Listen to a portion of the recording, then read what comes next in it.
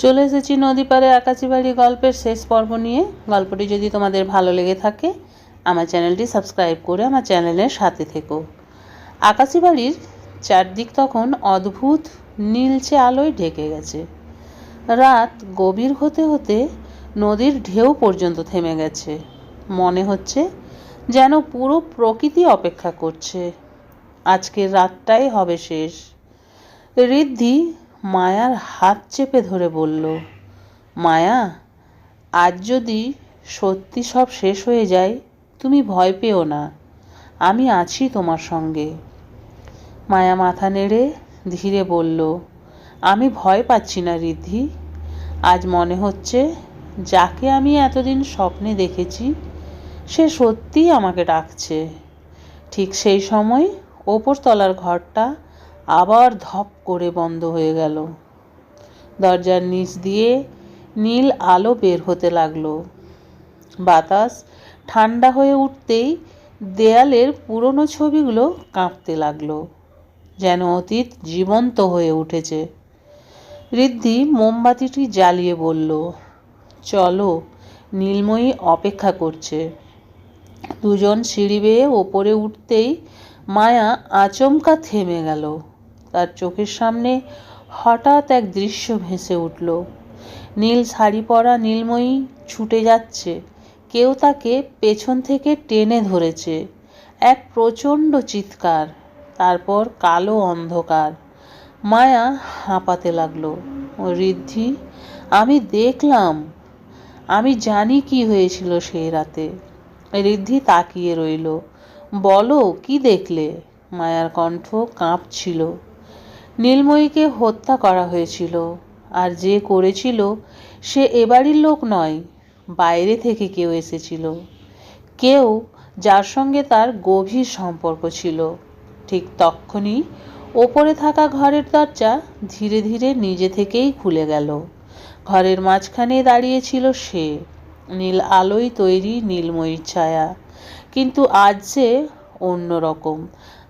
আজ তার চোখে অদ্ভুত এক কঠোরতা, এক ব্যথা, এক প্রতিশোধের আগুন। মায়া এগোতেই নীলময়ীর ভৌতিক ছায়া তার দিকে তাকালো একটা মুহূর্ত, তারপর খুব আস্তে ফিসফিস করে বলল, তুমি অবশেষে ফিরে এসেছো। ঋদ্ধির গলা শুকিয়ে গেল। নীলময়ী, তুমি মায়ের কাছে কি চাও? নীলময়ীর ছায়া ধীরে ধীরে মায়ার দিকে এগিয়ে এলো। বাতাস জমে গেল, দেওয়াল ঠান্ডা হয়ে গেল, মোমবাতিটা জ্বলে উঠল নীল রঙে। আমি শুধু আমার কথা পূরণ করতে এসেছি, যে প্রতিশ্রুতি আমাকে অসম্পূর্ণ রেখে যেতে হয়েছিল।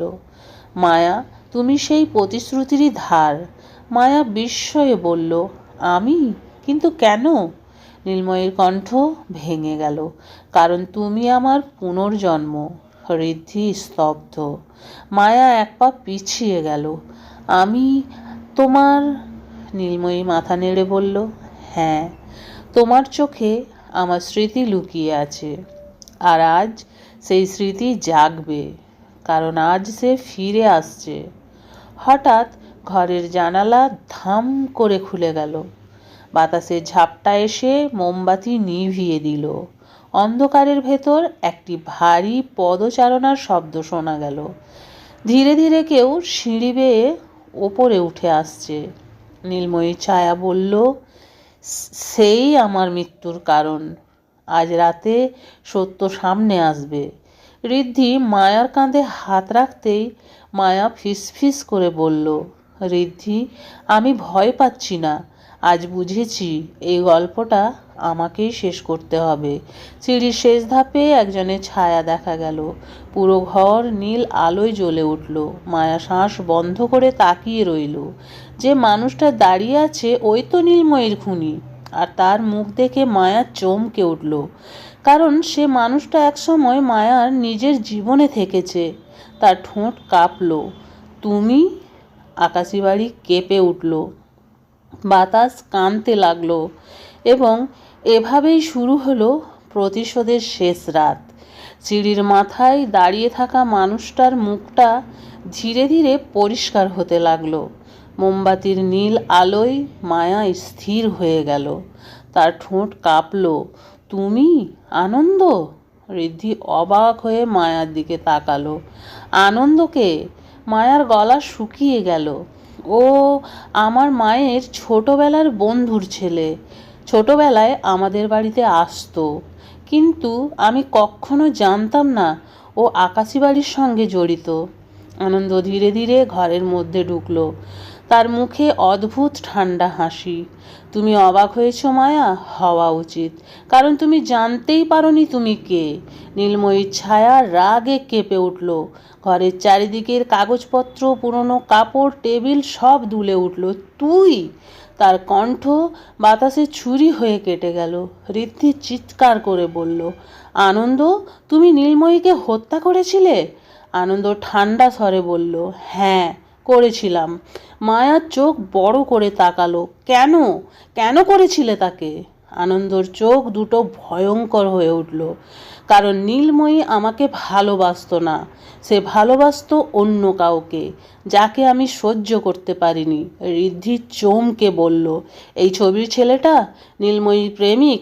আনন্দ হেসে মাথা নেড়েছিল। ঠিক তাই, আমি তাদের একসাথে থাকতে দিইনি। ওকে ডেকে এনেছিলাম এই আকাশী বাড়িতে, কেউ শুনতে পাবে না এমন রাতে। তারপর ধাক্কা দিয়ে নদীর পাড়ে ফেলে দিয়েছিলাম। মায়ার চোখে জল এসে গেল। নীলময়ীর ছায়া কেঁপে উঠল। হঠাৎ ঘরটা ঠান্ডায় জমে গেল। একটা কান্নার মতো শব্দ গড়িয়ে পড়ল বাতাসে। আনন্দ আবার বলল, কিন্তু আমি জানতাম না নীলময়ীর আত্মা ফিরে আসবে, আর তোমার রূপে পুনর্জন্ম হয়ে আবার আমার সামনে দাঁড়াবে। মায়া শ্বাসরুদ্ধ হয়ে দাঁড়িয়ে রইল। তার বুকের ভেতর পুরনো স্মৃতির মতো কিছু একটা চেপে ধরল, যেন সে নিজেই সেই মৃত্যুর ব্যথা এক ঝলকে অনুভব করল। হঠাৎ নীলময়ীর ছায়া সামনে এগিয়ে এলো। তার কণ্ঠ এবার খুব শান্ত কিন্তু শক্ত। আজ আমার প্রতিশোধ নয়, আমার মুক্তির রাত। যে আমাকে ভালোবাসতেন তাকে আমি কখনো দোষারোপ করিনি, আর যে আমাকে হত্যা করেছে তাকেও ক্ষমা করেছি। আনন্দ অবাক হয়ে পিছিয়ে গেল। কি? তুমি আমাকে ক্ষমা করবে? আমি তোমাকে? নীলময়ীর ছায়া থামিয়ে দিল। কারণ ঘৃণা নয়, প্রতিশ্রুতি আমাকে বেঁধে রেখেছিল। সে মায়ার দিকে তাকালো। মায়া, তোমার আসার অপেক্ষাতেই ছিলাম। তোমার চোখ দিয়ে আজ আমার শেষ ইচ্ছে পূরণ হলো। মায়ার চোখে জল ভাসল। নীলময়ী, তুমি এখন মুক্ত? নীলময়ী ছায়া ধীরে মাথা নেড়ে হাসল। হাসিটা এত শান্ত, এত পরিচিত, মনে হলো যেন মায়ার বুকের ভিতরের ভারটাও খুলে যাচ্ছে। হ্যাঁ, আমি মুক্ত, কারণ তুমি এসেছো। তোমার জন্মের স্মৃতিতে ছিল আমার অসম্পূর্ণ প্রতিশ্রুতি, আজ সেটা পূর্ণ হলো। ঘরের আলো নরম হয়ে গেল, বাতাস উষ্ণ হলো।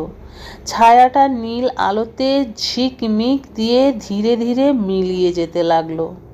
মিলিয়ে যাওয়ার আগে সে শেষবার বলল, ধন্যবাদ মায়া, আমাকে ফিরিয়ে দেওয়ার জন্য। আমার চাওয়া শেষ শান্তিটুকু।